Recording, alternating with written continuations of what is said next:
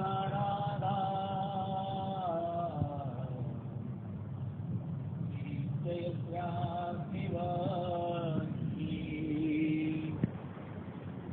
वृंदावन विहारं तं श्रीकृष्णं हृदि चिन्तये। ओम श्री स्वामीनारायणाय नमो नमः। श्री हरिकृष्णाय नमो नमः।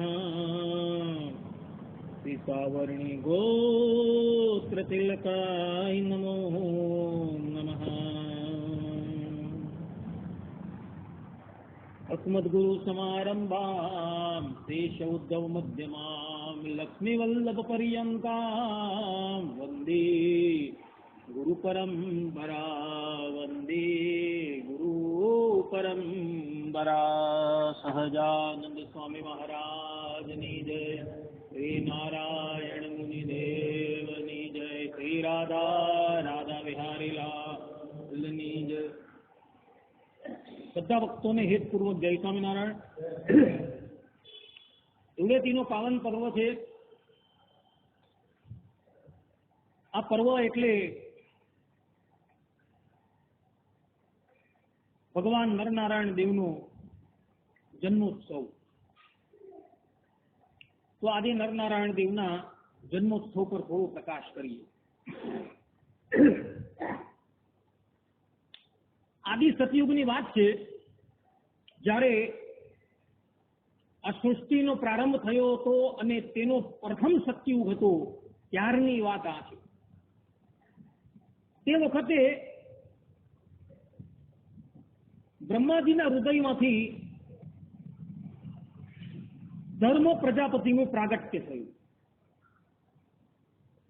અને બ્રહ્માજીના અંગૂઠાના અગ્રભાગમાંથી દક્ષ પ્રજાપતિનું પ્રાગટ્ય થયું। ધર્મ પ્રગટ થયા એટલે ભૂતલની ઉપર ચારે બાજુ હર્ષ અને આનંદની વર્ષા થવા લાગી। ત્યારબાદ બ્રહ્માજીના શ્રી અંગમાંથી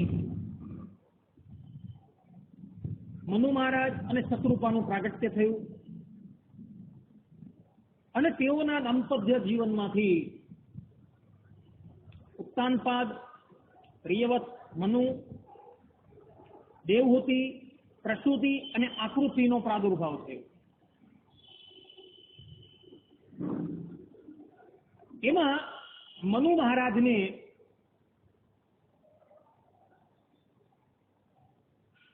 જે સંતાનો હતી એ સંતાનો સૃષ્ટિના આવિર્ભાવનું કારણ બની। શત્રુપા જે છે એ શત્રુપાની જે આકૃતિ નામની જે કન્યા છે એ દક્ષ પ્રજાપતિની સાથે મનુ મહારાજે વિવાહથી એને સમર્પિત કરી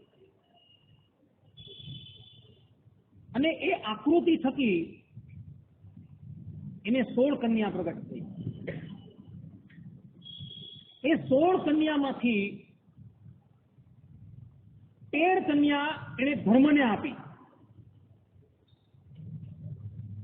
1 કન્યા પિતૃઓને આપી, દક્ષિણા નામની જે કન્યા હતી એ અગ્નિને સમર્પિત કરી અને સતી નામની જે કન્યા હતી એ જગતને જન્મ અને મૃત્યુમાંથી મુકાવનારા એવા જગત કારણ ભગવાન શંકરને આપી।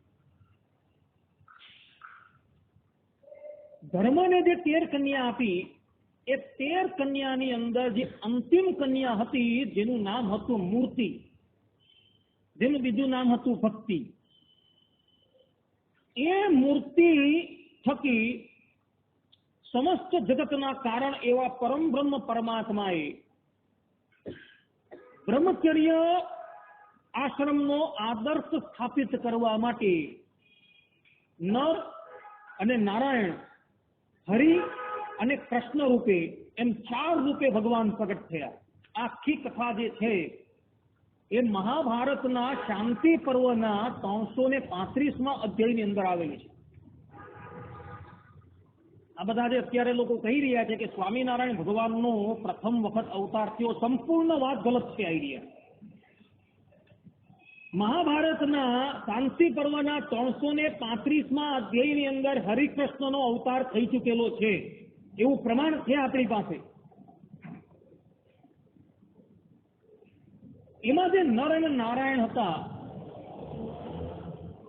એ નર અને નારાયણ બ્રહ્મચર્યનો આદર્શ પ્રસ્થાપિત કરવા માટે પ્રગટ થયા હતા. આ કથાનો આંશિક અંત શ્રીમદ ભાગવતના 4th સ્કંદના પ્રથમ અધ્યાયના અંતિમ શ્લોકોની અંદર પણ છે. નરનારાયણ એ ભગવાનનો પૂર્ણ અવતાર છે. કોઈ અંત અવતાર કે કલા અવતાર નથી. સાક્ષાત પરમ બ્રહ્મ પરમાત્મા પોતાના અક્ષરધામસ્થ મૂળ રૂપ છે તેમાંથી સજાતીય દ્વિતીય રૂપ ધારણ કરીને ભૂતલ પર પ્રગટ થયા છે. ભગવાનના અવતારો ધરાતલની ઉપર 2 રૂપે થાય છે. રઘુવીરજી મહારાજ હરિવાક્ય સુધા સિંધુની સેતુમાલા ટીકાની અંદર પંચાળાના 6થા વચનામૃતની અંદર ટીકાની અંદર પોતે લખે છે. તથા આ જ વાત રામાનુજ સંપ્રદાયના એક શ્રીનિવાસ આચાર્ય યતીન્દ્રમત દીપિકાના 9મા અવતારની અંદર પણ લખે છે. અને આ જ વાત નિત્યાનંદ સ્વામી સાંડિલ્ય સૂત્ર ભાષ્યની અંદર સદવાક્ય શેષાદ 2:21 અંદર પણ લખે છે. ને એના પર ટીકા થયેલી જે છે એની ટીકા કરનારા કૃષ્ણજીવન સ્વામી તેઓએ પણ આ ટીકાની અંદર આ વાતનો પ્રકાશ કરેલો છે કે ભગવાનના અવતાર ભૂતલની ઉપર 2 રૂપે થાય છે. એક અક્ષરધામના અધિપતિ સાક્ષાત સજાતીય દ્વિતીય રૂપ ધારણ કરીને ભૂતલની ઉપર તે યોનિની અંદર પ્રગટ થાય એ ભગવાનનો સાક્ષાત અવતાર કહેવાય. અને બીજો જે અવતાર જે કહેવાય છે એ અક્ષરધામના જે પરબ્રહ્મ પરમાત્મા પોતે અક્ષરધામસ્થ કોઈ મુક્ત પુરુષ હોય તેની અંદર સ્વરૂપથી કે શક્તિથી આવિર્ભાવ પામીને એનો જીવપણું દબાવીને પોતે સ્વયં પરમ બ્રહ્મ પરમાત્મા પ્રગટ થાય અને ભૂતલ પર જ્યારે એ પ્રગટ થાય તે ભગવાનનો બીજો અવતાર કહેવાય અને ગૌણ અવતાર કહેવાય. સાક્ષાત અવતાર જે છે એ રામ છે, કૃષ્ણ છે, સ્વામિનારાયણ છે, નરનારાયણ છે, મત્સ્ય છે, કચ્છપ છે, નરસિંહ છે, ભગવાનના સાક્ષાત અવતાર છે. જ્યારે પરશુરામ જે છે, સંકાદિક છે, નારદ છે, આ બધા અવતારો જે છે એ ભગવાનના ગૌણ અવતાર કહેવાય. કારણ કે જીવની અંદર પ્રવેશ થઈને ભગવાન પ્રગટ થયા હતા એટલે સદ્વારક અવતાર કહેવામાં આવે છે. પરંતુ પરમ બ્રહ્મ પરમાત્મા જ્યાં લગીન એ જીવનું જીવપણું દબાવીને પરમ બ્રહ્મ રૂપે પ્રગટ થાય ત્યાં લગીન પૂર્ણ સામર્થ્ય અને પૂર્ણ ઐશ્વર્યથી યુક્ત જ હોય છે. પરંતુ જ્યારે એમાંથી એ પૃથક થઈ જાય અથવા તો એની અંદરથી એ શક્તિ અને સામર્થ્ય ખેંચી લે ત્યારે એ જીવ જેવો થઈ જાય પાછો. જેમ કે પરશુરામ ભગવાન રામાયણની અંદર વાલ્મીકી રામાયણના બાલકાંડની અંદર ભગવાન રામચંદ્રજીએ જ્યારે ધનુષ ભંગ કર્યું અને ધનુષ ભંગ કર્યા બાદ પરશુરામજી અતિશય ક્રોધિત મુદ્રા ધારણ કરીને જ્યારે જનકપુરમાં આવ્યા ત્યારે વાલ્મીકી ઋષિ કહે છે કે ભગવાન શ્રી રામે જ્યાં સંકલ્પ કર્યો એટલે પરશુરામની અંદર જે પોતાના સ્વરૂપનો આવિર્ભાવ હતો એનું વૈષ્ણવી તેજ પરશુરામમાંથી સીધું રામની અંદર સમાઈ ગયું અને પરશુરામ સામાન્ય બ્રાહ્મણ થઈ ગયા. એટલે ખાસ ધ્યાનમાં રાખવા યોગ્ય છે ભગવાનના અવતારો આ રીતના થાય છે ભૂતલની ઉપર કા સાક્ષાત ભગવાન પ્રગટ થાય અથવા તો મુક્તોની અંદરથી ઐશ્વર્ય પ્રગટ કરીને પ્રગટ થાય. સાંડિલ્ય સૂત્ર ભાષ્યની અંદર સદવાક્ય શેષાતની અંદર નિત્યાનંદ સ્વામીના શિષ્ય કૃષ્ણજીવન સ્વામી જે આ સંપ્રદાયના પ્રકાંડ વિદ્વાન હતા બિહારીલાલજી મહારાજના વખતમાં એ ભાષ્યની ઉપર ભાષ્યની ટીકાની અંદર આ વસ્તુનો પ્રકાશ કરે છે કે ભગવાનના મુખ્ય અવતાર જે છે તે જ ધ્યાન કરવા યોગ્ય છે. ગૌણ અવતાર જે ભગવાનના થયા છે એ ઉપાસના કરવા યોગ્ય નથી, ધ્યાન કરવા યોગ્ય નથી. શા માટે? કારણ કે જીવ દ્વારા એ પ્રવેશ છે ભગવાનનો. એટલે મુખ્ય અવતારની જ ઉપાસના કરવાની છે. ભગવાન સ્વામિનારાયણ પણ શિક્ષાપત્રીમાં કૃષ્ણ તદ અવતારશ્ચ ધ્યેયા તત્પ્રતિમાપી ચ નતુ જીવાનું દેવાદ્યા ભક્તા બ્રહ્મ વિદોપી ચ આ જે કહી રહ્યા છે એની અંદર એ જ વાત કહે છે કે ભગવાનના મુખ્ય અવતાર રામકૃષ્ણાદિક છે તે ધ્યાન કરવા યોગ્ય છે. નારદ છે, શંકાદિક છે, પરશુરામ છે એ ધ્યાન કરવા યોગ્ય નથી. ને એ જ વાત રામાનુજ સંપ્રદાયના આચાર્ય શ્રીનિવાસ આચાર્ય પણ કહે છે જતીન્દ્ર મત દીપિકાના 9મા અવતારની અંદર કે ભગવાનના જે મુખ્ય અવતાર છે તે જ ધ્યાન કરવા યોગ્ય છે, ઉપાસના કરવા યોગ્ય છે. ગૌણ અવતાર જે છે એ ધ્યાન કરવા યોગ્ય કે ઉપાસના કરવા યોગ્ય નથી. આ સ્થિતિ વાક્ય છે. એટલે નરનારાયણ દેવ જે છે એ ભગવાનનો સાક્ષાત અવતાર છે. એની અંદર કોઈ સ્વામિનારાયણનો પ્રવેશ નથી. જેવી રીતના પરશુરામની અંદર શ્રીમદ નારાયણનો પ્રવેશ હતો એવી રીતના નરનારાયણ દેવની અંદર સ્વામિનારાયણનો કોઈ પ્રવેશ નથી. આજે પણ આ અવતાર અધ્યાપી બદ્રિકા આશ્રમની અંદર બિરાજમાન છે. બધા જ અવતાર પોતાનું કાર્ય પૂર્ણ કરીને અક્ષરધામસ્થ મૂળ રૂપની અંદર લીન થઈ ગયા છે. પણ નરનારાયણ દેવનો જે અવતાર છે અધ્યાપી ત્યાં બિરાજમાન છે. ભારત વર્ષના શ્રેય માટે એ આજે પણ તપસ્યા પરાયણ થઈ છે ને આજે પણ કહે છે કે અલકનંદાની અંદર પ્રાતઃ કાળે એ સ્નાન કરવા માટે પધારે છે. આ વાત સંપ્રદાયના ગ્રંથોની અંદર પણ છે અને મહાભારત આદિ ગ્રંથોની અંદર પણ લખાયેલી છે કે ભગવાન નરનારાયણ દેવનો અવતાર અધ્યાપી બિરાજમાન છે. એ અવતાર લીન થયો નથી. કારણ કે બધા જ અવતારો પોતાનું કાર્ય પૂર્ણ કરીને અક્ષરધામસ્થ મૂળ રૂપ છે તેની અંદર લીન થઈ જાય છે. એવું ભગવાન સ્વામિનારાયણ મધ્યના 13મા વચનામૃતમાં કહે છે. અને શાંતિ પર્વની અંદર ભગવાન વેદવ્યાસ 339મા અધ્યાયની અંદર પણ આ જ વાત કહે છે કે બધા જ અવતારો પોતાનું કાર્ય પૂર્ણ કરીને પોતાનું જે મૂળ રૂપ છે તેમાં લીન થઈ જાય છે. ચાહે કોઈ પણ અવતાર હોય, રામ હોય, કૃષ્ણ હોય, નરનારાયણ હોય, સ્વામિનારાયણ, એ બધા ભૂતલની ઉપર જે પ્રગટ થાય એ બધા અવતાર કહેવાય. અવતાર શબ્દ જે છે એ અવતૃ ધાતુ પરથી પ્રગટ થયો છે. વ્યાકરણની અંદર અવતૃ ધાતુ છે. અવતૃ ધાતુનો અર્થ એવો થાય છે પોતાની મૂળ સ્થિતિ પરથી જે નીચે ઉતરવું. એટલે કે સજાતીય દ્વિતીય રૂપ ધારણ કરીને જે નીચે ઉતરવું તેને અવતાર કહેવામાં આવે. છતાં પણ દરેક સાધકોએ પોતાની સન્મુખ જે પ્રગટ થયેલા જે છે પોતાને જે મળેલું સ્વરૂપ છે તેની સર્વ અવતારના અવતારી તરીકે સ્તુતિ કરેલી છે. શા માટે? એનું કારણ છે કે ભક્તોને માટે અક્ષરધામસ્થ મૂળ રૂપ જે છે એ અપરોક્ષ છે, ઇન્દ્રિયાતીત છે. પરંતુ ભૂતલની ઉપર જે બિરાજમાન જે ભગવાનનું નરાકાર છે એ એમની દ્રષ્ટિગોચર છે. ને દ્રષ્ટિગોચર થયેલા સ્વરૂપને તેમને સર્વ કારણનું કારણ, સર્વ અવતારનું અવતાર તરીકે માનેલું છે. અને એ જ ભગવત ધામસ્થ મૂળ રૂપ છે અને એ અવતાર છે તેની અંદર કિંચિત માત્રનો પણ ભેદ નથી. એટલે માટે ભક્તોએ ત્યાં એ ભગવત સ્વરૂપની સર્વ અવતારના અવતારી અને સર્વ કારણના કારણ રૂપે સ્તુતિ કરેલી છે. અવતારમાંથી ક્યારેય અવતાર થતા નથી, યાદ રાખજો. ભગવાન સ્વામિનારાયણના લોયાના 18મા વચનામૃતના શબ્દો છે. ભગવાન ત્યાં કહે છે કે તે જ અક્ષરધામસ્થ જે પરમ બ્રહ્મ પરમાત્મા છે તે જ કોઈ કારણ નિમિત્તે અનંત સામર્થ્ય અને અનંત ઐશ્વર્યથી યુક્ત તેને રામકૃષ્ણાદિક મત્સ્ય કચ્છ વરાહાદિક અવતારોને ધારણ કરે છે. એટલે ધામસ્થ મૂળ રૂપ જે છે એ અવતારી બતાવેલું છે. ભૂતલની ઉપર જેટલા પણ પ્રાગટ્ય થાય છે બધા અવતાર.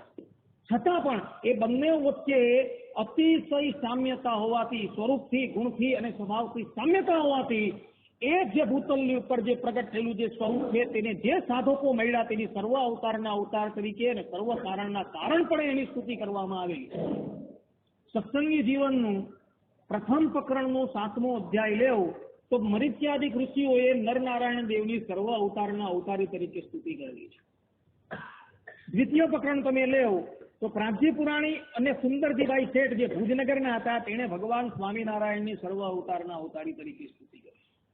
પ્રથમ પ્રકરણ લેવું તો વૃંદાવનની અંદર ધર્મદેવ અને ભક્તિ માતાની સામુ પ્રગટ થયેલા એ દેવકી નંદન શ્રી કૃષ્ણની ધર્મદેવ અને ભક્તિ માતાએ અને મરીચ્યાદિક ઋષિએ સર્વ અવતારના અવતારી તરીકે સ્તુતિ કરેલી છે. દ્વારકાની અંદર સચ્ચિદાનંદ સ્વામીની સન્મુખ જે પ્રગટ થયેલા જે દ્વારિકાધીશ છે તેને પણ તથા સચ્ચિદાનંદ સ્વામીએ સર્વ અવતારના અવતારી તરીકે કહ્યા છે. એટલે દરેકને જે સમયે જે સ્વરૂપની પ્રાપ્તિ થઈ તે સમયે પોતાની સન્મુખ જે પ્રગટ થયેલા સ્વરૂપની બધાએ સર્વ અવતારના અવતારી તરીકે સ્તુતિ કરેલી છે. અને આ જ વાત તમે જો વરાહ પુરાણમાં જુઓ તો ધરાદેવીએ વરાહ ભગવાનની સર્વ અવતારના અવતારી તરીકે સ્તુતિ કરી. શ્રીમદ ભાગવતના ચતુર્થ સ્કંદની અંદર માતા દેવહૂતિએ કપિલ ભગવાનની સર્વ અવતારના અવતારી તરીકે સ્તુતિ કરેલી. દ્વાદશ સ્કંદની અંદર માર્કંડેય ઋષિએ પોતાની સન્મુખ પ્રગટ થયેલા નરનારાયણ દેવની સર્વ અવતારના અવતારી તરીકે સ્તુતિ કરેલી. વામન પુરાણની અંદર ભક્ત પ્રહલાદજીએ નરનારાયણ દેવની સર્વ અવતારના અવતારી તરીકે સ્તુતિ કરેલી છે. શ્રીમદ ભાગવતના સપ્તમ સ્કંદની અંદર પ્રહલાદ સ્તુતિની અંદર તમે જુઓ તો પ્રહલાદજીએ પોતાની સન્મુખ પ્રગટ થયેલા નરનારાયણ નરસિંહ ભગવાનની સર્વ અવતારના અવતારી તરીકે સ્તુતિ કરેલી. એ ઉપરાંત ચતુર્થ સ્કંદની અંદર પૃથુ અવતાર જે ભગવાનનો થયો હતો તેની સામું જે ગૌ એટલે કે પૃથ્વી દેવી જે ગાયનું રૂપ લઈને પ્રગટ થયા હતા તેણે પણ પૃથુ ભગવાનની સર્વ અવતારના અવતારી તરીકે સ્તુતિ કરેલી છે. તો અહીં સંશય થાય કે સર્વ અવતારના અવતારી કોણ? તો એનો ઉત્તર આધારાનંદ સ્વામીએ હરિચરિત્રની મૃત સાગરની અંદર આપેલો છે ને ત્યાં સ્વામી સ્પષ્ટ રૂપે કહે છે કે જેને જે સ્વરૂપ જે સમયે પ્રાપ્ત થયું તેને માટે તે જ સર્વોપરી છે અને સર્વ અવતારી છે, બીજું કોઈ નહીં. તમને પરમ બ્રહ્મ પરમાત્મા ભગવાન જે છે એ સ્વામિનારાયણ રૂપે પ્રાપ્ત થયા છે તો એને માટે એ જ સર્વ અવતારના અવતારી અને સર્વ કારણના કારણ છે. હનુમાનજી મહારાજ સત્સંગી જીવનના પ્રથમ પ્રકરણના 42મા અધ્યાયની અંદર જ્યારે હરિકૃષ્ણ ભગવાનને જ્યારે જોઈ છે અને કૃત્યાઓ થકી એમની રક્ષા કરે ત્યારબાદ એ પોતે બોલે છે કે તમે જ એ રામ રૂપે પ્રગટ થયા હતા અને મને અયોધ્યાપુરીની અંદર ચિરંજીવી રહેવાનો તમે આશીર્વાદ આપેલો. હનુમાનજી મહારાજની દ્રષ્ટિએ એ રામ છે તે જ સ્વામિનારાયણ છે, સ્વામિનારાયણ છે તે જ રામ છે. એ બેમાં એક ક્યારે ભેદ નહીં જાણે. એટલે વસ્તુતા એ અવતાર તત્વ જે છે એ આ રીતનું શાસ્ત્રોમાં લખાયેલું છે. આ મારા ઘરના વાક્ય નથી, આ બધા જ જે વાક્યો છે એ મહાપુરુષોએ લખેલા વાક્યો છે, મારા પોતાના કોઈ નહીં. નિત્યાનંદ સ્વામી શાંડિલ્ય સૂત્ર ભાષ્યની અંદર 2:1-21 તદવાક્ય શેષાચની અંદર સ્પષ્ટ રૂપે કહે છે કે ધામસ્થ મૂળ રૂપ જે છે જેને અવતારી કહેવામાં આવે છે એ 6 ગુણ પૂર્ણ છે. એ જ અક્ષરધામસ્થ મૂળ રૂપ છે, તેમાંથી જ બધા અવતારો પ્રગટ થાય છે ને એ બધા અવતારો જે તે પણ છે એ 6 ગુણ પૂર્ણ છે. માટે અવતાર અને અવતારીની અંદર કોઈ પણ જાતનો ભેદ છે જ નહીં એવું નિત્યાનંદ સ્વામી પોતે સ્પષ્ટ રૂપે તદવાક્ય છે શાંડિલ્ય સૂત્ર ભાષ્યની અંદર લખે છે. એમણે ત્યાં સ્પષ્ટ રૂપે અવતાર અને અવતારીનો ભેદ જ નકારી દીધો છે. કારણ કે બંને એવું સ્વરૂપે કરીને, ગુણે કરીને અને સ્વભાવે કરીને એક જ છે. એટલે માટે અવતારને અવતારી કહો તેમાં કોઈ વાંધો નથી એવું નિત્યાનંદ સ્વામીએ ત્યાં શાંડિલ્ય સૂત્ર ભાષ્યની અંદર તેમ નરનારાયણ દેવ જે છે એ ભગવાનનો સાક્ષાત અવતાર છે. પરમ બ્રહ્મ પરમાત્મા બ્રહ્મચર્ય આશ્રમનો આદર્શ પ્રસ્થાપિત કરવા માટે નરનારાયણ રૂપે પ્રગટ થયા છે. એનો આજે પ્રાગટ્ય ઉત્સવ છે. આપણે આ ઉત્સવને દિવસે ઉપવાસ કરતા નથી, કારણ કે આ જે ભગવાનનો અવતાર છે જગત ઉદ્ધારક તરીકે છે, ભક્તો ઉદ્ધારક તરીકે નથી. જગતનું કલ્યાણ કરવા માટે ને બ્રહ્મચર્યનો આદર્શ પ્રસ્થાપિત કરવા માટે એ પ્રગટ થયા છે. આ વાત જેની સેવા રીતિ આપણે લોકો ગ્રહણ કરીએ છીએ વલ્લભાચાર્યજીની, એ સેવા રીતિની અંદર વલ્લભ પુષ્ટિ પ્રકાશની અંદર ત્યાંના આચાર્યોએ આ બાબતનું પ્રકાશન કરેલું છે કે આપણે ભારત વર્ષની અંદર જે પ્રજાઓ જે છે, જે વૈષ્ણવો છે, એ કેવલ 29 ઉપવાસ જ કરીએ છીએ. 24 એકાદશી, રામનવમી, જન્માષ્ટમી, શિવરાત્રી, વામન દ્વાદશી અને નરસિંહ જયંતિ, આ 29 ઉપવાસ જ કરવાના પંચરાત્ર શાસ્ત્રની અંદર લખેલું છે. 30મો ઉપવાસ કરવાની વાત નથી. એમ કેમ? કારણ કે એ બધા જે અવતારો થયા છે એ બધા જગત ઉદ્ધારક તરીકે છે ને આ જે અવતારો થયા છે એ ભક્તો ઉદ્ધારક તરીકે, એટલે આપણે એની જયંતિ મનાવીએ છીએ. નરનારાયણ દેવની જે જયંતિ છે એ દિવસે આપણે ભગવાનને ડોલની અંદર બિરાજમાન કરીએ છીએ. ડોલ એટલે હિંડોળ, એની અંદર ભગવાનને આપણે બિરાજમાન કરીને ભગવાનને ઝુલાવીએ છીએ.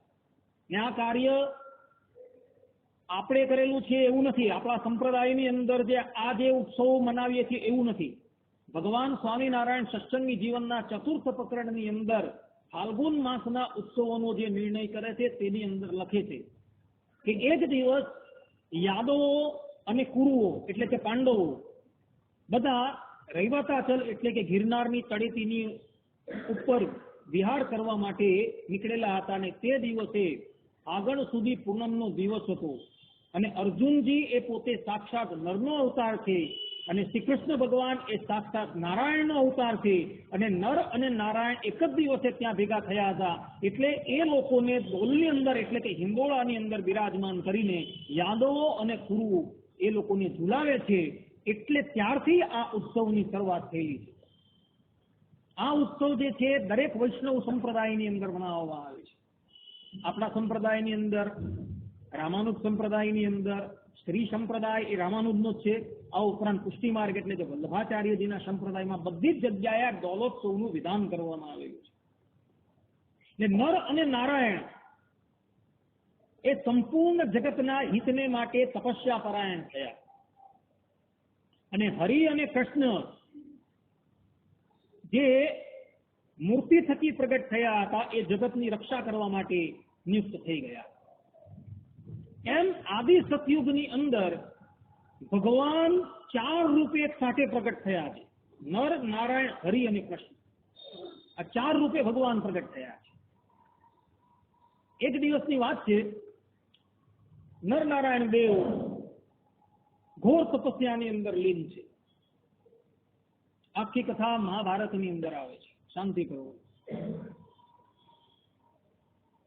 ભગવાન પોતે ઘોર તપસ્યા કરતા હતા એટલે ઇન્દ્રને અતિશય શોક થયો. એને એમ થયું કે ભાઈ આ નરનારાયણ દેવ જે છે એ ઇન્દ્રાસનને માટે તપસ્યા કરતા લાગે છે. માટે એણે કામદેવને અને વસંતને આજ્ઞા કરી કે તમે જાઓ અને નરનારાયણની તપસ્યાને ભંગ કરો. આજ્ઞા થતા કામદેવ પોતાની પત્ની રતિ અને વસંતને લઈને બદ્રિકા આશ્રમની અંદર આવે છે અને ત્યાં પોતાના જે 5 બાણો આવે છે એ 5 બાણ એ નરનારાયણ દેવની ઉપર એક પછી એક છોડે છે. પરંતુ નરનારાયણ દેવના મનની અંદર કોઈ પણ જાતનો ક્ષોભ થતો નથી. થાય પણ કેવી રીતના? કારણ કે અપરાકૃત દિવ્ય દ્રવ્યોનું શરીર બનેલું હોય છે ભગવાનનું. ભગવાનના જે સ્વરૂપ છે એ પંચભૂતના નથી હોતા. ન તસ્ય પ્રાકૃત મૂર્તિ વિષ્ણુ પુરાણની અંદર લખેલું છે. જે પ્રમાણે ધામની મૂર્તિ ગુણાતીત છે તેવી જ રીતે મનુષ્ય મૂર્તિ પણ છે એ ગુણાતીત છે. ભગવાન સ્વામિનારાયણ અંત્યના 31મા વચનામૃતમાં કહે છે. એટલે અપ્રાકૃત દિવ્ય દ્રવ્યમાંથી જે અવતાર રૂપો નિષ્પન્ન થયા છે તેની અંદર કામ નામનું કોઈ તત્વ જ નથી. પછી કામદેવ જેવા ગમે એટલે આવીને એના પર બાણ મારે તો પણ એની કોઈ અસર થવાની નથી. 5 બાણનો પ્રયોગ કર્યો. અપ્સરાઓ પોતાના વસ્ત્ર કાઢીને નાચવા લાગી. છતાં પણ નરનારાયણ દેવના મનની અંદર કોઈ શોભ નથી. થોડો સમય થયો એટલે નરનારાયણ દેવના નેત્ર ઉગડા. જ્યાં નેત્ર ઉગડા એટલે કામદેવ નરનારાયણ દેવના ચરણમાં પડી ગયા કે પ્રભુ ક્ષમા કરો, અમે તમને ઓળખી ના શક્યા. નરનારાયણ કહે છે કે તમને કોણે મોકલા? ભગવાન સર્વજ્ઞ છે. યહ સર્વજ્ઞ સર્વવિદ વેદાંતમાં કહ્યું છે. એ બધું જાણે છે. છતાં પણ પૂછે છે કે તમને કોણે મોકલા? એ લોકોએ કહ્યું કે અમને ઇન્દ્રદેવે મોકલા છે. એમ કે ભલે. ત્યારબાદ નર અને નારાયણે સંકલ્પ કર્યો એટલે એનું જે ઉરુસ્થલ કહેવામાં આવે, હૃદયમાંથી અનંત પ્રકારની અપ્સરાઓ બહાર નીકળી ને લાઈનમાં ઉભી રહી ગઈ. નરનારાયણ દેવે કહ્યું કે આમાંથી એક અપ્સરા લઈ લેવું અને ઇન્દ્રને દાન કરજો. એ અપ્સરાઓ એટલી બધી સુંદર દેખાતી હતી કે સ્વર્ગની જે બધી અપ્સરાઓ તો એની પાસે એકદમ સામાન્ય થઈ જાય. તો એમાંથી એક અપ્સરાઓ એ લોકોએ લીધી, ઉર્માંથી પ્રગટ થઈ એટલે એનું નામ ઉર્વશી રાખેલું હતું. ઉર્વ એટલે હૃદય. ઉર્માંથી પ્રગટ થઈ એટલે એનું નામ રાખ્યું ઉર્વશી. અને ઇન્દ્રદેવને જઈને આ કામદેવ લોકોએ કહ્યું કે આ નરનારાયણ દેવે તમને ભેટ આપી છે. ઇન્દ્ર તો જોઈને જ આકુળ વ્યાકુળ થઈ ગયું અને પોતે જે અપરાધ કરેલો હતો એ અપરાધની ક્ષમા માંગવા માટે ભગવાનની પાસે આવે છે. ભગવાન નરનારાયણ દેવ એ જીત કામ છે, જીત ક્રોધ છે, એને ક્રોધ આવતો જ નથી. એને ઇન્દ્રદેવને ક્ષમા કરી. એ જ નરનારાયણ દેવ જે છે એ ભારત વર્ષના અધિપતિ છે. શ્રીમદ ભાગવતના પંચમ સ્કંધની અંદર સ્પષ્ટ રૂપે લખેલું છે કે ભારત વર્ષ ભગવાન પોતે એને સોંપે છે. એટલે કે ભગવાન પોતે જ એના અધિપતિ થયા છે અને તેના મુખ્ય ભક્ત છે નારદજી. ભગવાન સ્વામિનારાયણ જયારે આ ભૂતલની ઉપર પ્રગટ થયા ત્યારે એમણે જ્યારે મંદિરોનું નિર્માણ કરવાનો વિચાર કર્યો અને પ્રથમ મંદિર જ્યારે એમણે અમદાવાદની અંદર નિર્માણ કરાવ્યું ત્યારે અમદાવાદની અંદર તેઓએ ફાગણ સુદી તૃતીયાને દિવસે 1878 ની અંદર નર અને નારાયણની પ્રતિષ્ઠા ત્યાં કરી. અને આજે પણ તે જગ્યાએ જે જગ્યાએ ભગવાન નરનારાયણ દેવનો ઉમરો છે એ ઉમરા પર ઉભા રહીને ભગવાન શ્રીમદ નારાયણ ભગવાન સ્વામિનારાયણ બોલ્યા કે આ નરનારાયણ રૂપે હું જ સ્વયં રહ્યો છું. એ નરનારાયણ એ મારું જ સ્વરૂપ છે, બીજું સ્વરૂપ કોઈનું નથી. મારા ને એની અંદર કોઈ પણ જાતનો ભેદ નથી.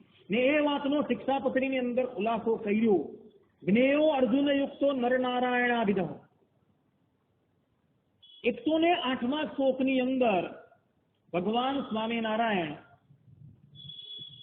શ્રી કૃષ્ણ પરમ બ્રહ્મ ભગવાન પુરુષોત્તમ ઉપાસ્ય ઇષ્ટદેવો નઃ સર્વ આવિર્ભાવ કારણમ. અહીં એમણે શ્રી કૃષ્ણ ભગવાનને સર્વ અવતારના અવતારી સર્વ કારણના કારણ થયા. આ શ્લોકની અર્થ દીપિકા ટીકાની અંદર સતાનંદ સ્વામી પોતે લખે છે કે આ શિક્ષાપત્રી લખનારા સહજાનંદ સ્વામી એ પોતે નિજ જનોના આચાર્ય ધર્મની અંદર પોતે રહ્યા છે એટલે પરોક્ષ રૂપે એ શ્રી કૃષ્ણને કહે છે. પણ વસ્તુતા એ શ્રી કૃષ્ણથી આ સહજાનંદ સ્વામી ભિન્ન નથી, એ બંને એક જ છે એમ કહે છે ત્યાં. ને પછીનો અગાડનો શ્લોક તમે જુઓ.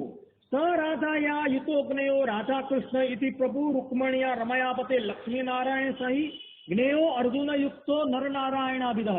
એટલે એ જ શ્રી કૃષ્ણ એટલે કે આ સ્વામિનારાયણ જયારે રાધાજીની સાથે હોય ત્યારે એ રાધા કૃષ્ણ, જયારે રૂકમિણીની સાથે હોય ત્યારે લક્ષ્મીનારાયણ, અને અર્જુનની સાથે જયારે હોય ત્યારે એ નરનારાયણ કહેવાય. ને પછી છેલ્લે લખ્યું અતસ્યાસ્ય સ્વરૂપે સો ભેદોગ્નેયોનો સર્વતા ચતુરાદિ ગુજ્યત્વમ ચ દ્વિબાહો તત્ર ચૈથિકમ. કે આ સ્વરૂપની અંદર ક્યારેય પણ ભેદ ન જાણવા. ને એ જ વાત આધારાનંદ સ્વામી હરિચરિત્રામૃત સાગર 175 અને 81 પણ લખે છે કે ભગવાનની મૂર્તિમાં કોઈ ભેદ નથી. ને આ જ વાત ભગવાન સ્વામિનારાયણ લોયાના 11મા વચનામૃતમાં કહે છે કે ભગવાનની મૂર્તિમાં કોઈ ભેદ નથી. ભલે તેઓનું કાર્યક્ષેત્ર ભિન્ન છે, ભલે તેઓનું રૂપ ભિન્ન છે, ભલે તેઓનો યુગ ભિન્ન છે, છતાં પણ એની અંદર રહેલું જે આત્મતત્વો, એના જે ગુણો છે, એનો જે સ્વભાવ છે એ ક્યારેય બદલાતું નથી. એ તો એકનો એક જ રહે છે.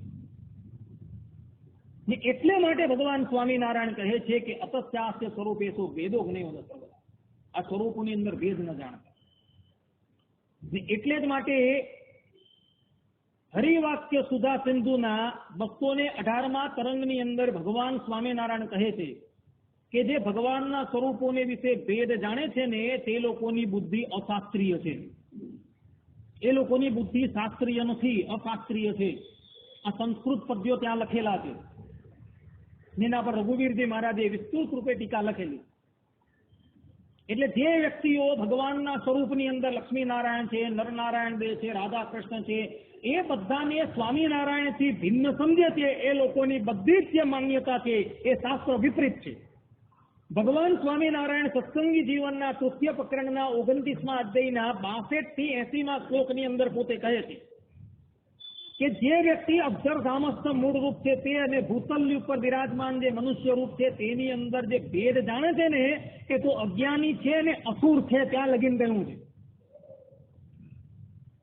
એટલે જે વ્યક્તિઓ એની અંદર જે ભેદ જાણે છે, આળકત રીતે એનું ખંડન કરે છે, બધા જ આસુરી તત્વો છે એવું ભગવાન પોતે કહી રહ્યા છે.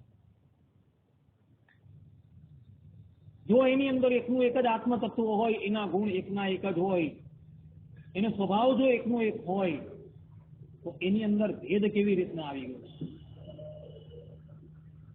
ક્યારેય પણ ભેદ નથી. આપણા સંપ્રદાયના જે નંદ સંતો છે તે ભગવાન સ્વામિનારાયણ પોતે પોતાના શ્રીમુખથી કહે છે કે ભગવાનના સ્વરૂપના ભેદ નથી.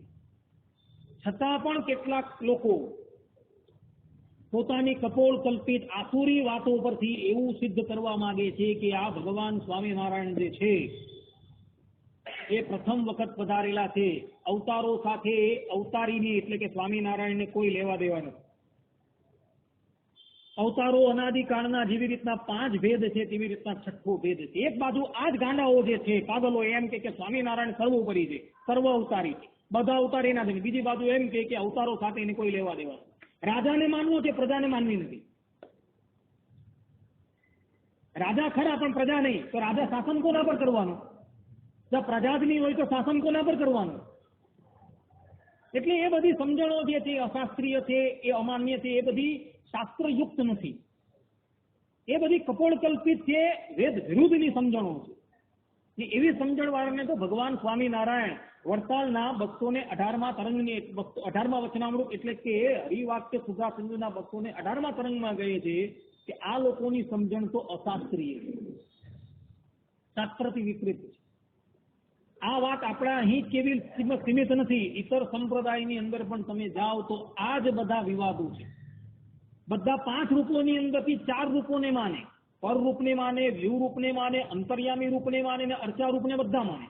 પણ જ્યાં અવતાર આવે એટલે પાવડો કોદાળી લઈને ઉભા થઈ જાય બધા કે મને મળેલું સ્વરૂપ છે એ પ્રથમ વખત પ્રગટ થયું, મને મળેલું જે સ્વરૂપ છે એ સૌથી વધારે સામર્થ્ય ધરાવે છે. ને બીજું જે રામ છે કે મત્સ્ય છે, કચ્છપ છે, એ બધા જે છે એ ઓછી સામર્થ્ય વાળા છે.